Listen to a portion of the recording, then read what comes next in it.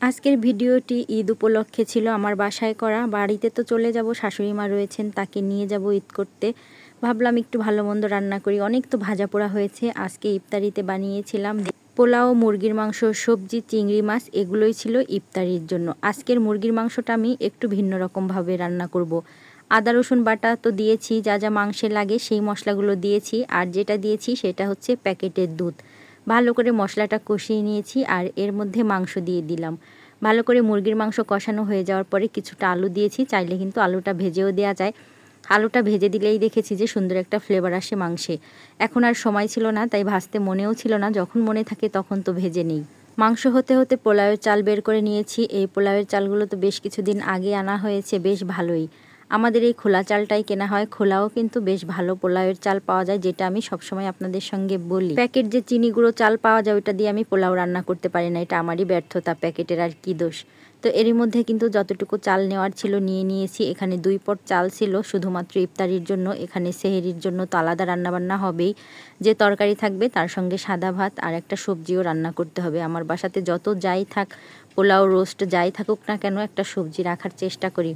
কষাতে কষাতেই মাংস প্রায় সিদ্ধ হয়ে এসেছে। গরম মশলা পাউডার দিয়ে পাশের চুলাতে বসিয়ে দিয়েছি, কিছু সময় হয়ে যাওয়ার পরে নামিয়ে নিব।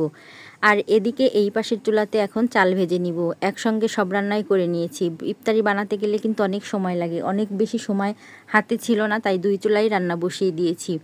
ভেবেছি ইফতারি তো বানাচ্ছি না, তাহলে হয়তো বেশি সময় লাগবে না, মানে ভাজা পোড়া তো বানাচ্ছি না। পরে দেখলাম যে না, আরও বেশি দেরি হয়ে যাবে যদি 2 চুলায় আমি রান্না শুরু না করি। এরই মধ্যে তো আমি চালগুলো ভালো করে ভেজে নিয়েছি। আজকে পোলাওয়ের রান্না একটু গুঁড়া দুধ দিব।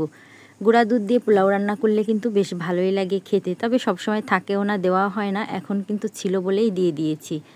গরম পানি করে নিয়েছিলাম, গরম পানি পোলাওয়ের মধ্যে দিয়ে দিয়েছি, মানে চালের মধ্যে। এখন কিছু সময় ঢেকে রাখবো।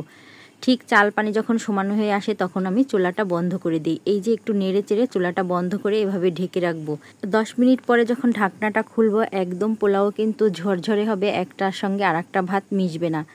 কেন যেন আমি এভাবে পোলাওয়ের চালগুলো, প্যাকেট যে চালগুলো থাকে, রান্না করতে পারি না। এতটুকু ছিল গতকালকের পর্যন্ত ভিডিও। আজকে সকালে আমরা তো রওনা দিয়েছি বাড়ির উদ্দেশ্যে। মোটামুটি সব ব্যাগপত্র গোছানো শেষ।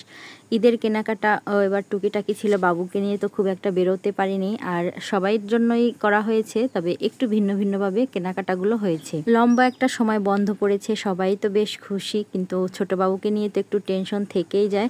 সকাল সকাল বেরোবো বললেই তো আর বের হওয়া যায় না। অনেক সকাল সকালই গুছিয়ে নিয়েছিলাম, কিন্তু বের আর হতে পারিনি। বেরোতে বেরোতে আমাদের অনেক বেশি দেরি হয়ে গিয়েছে, আর এত পরিমাণে রোদ দেখে সত্যি একটু ভয় ভয় লাগছে। তো আজ এই পর্যন্তই, পরবর্তী নতুন কোনো ভিডিওতে কথা হবে। সবাই ভালো থাকবেন, সুস্থ থাকবেন, আল্লাহ হাফেজ।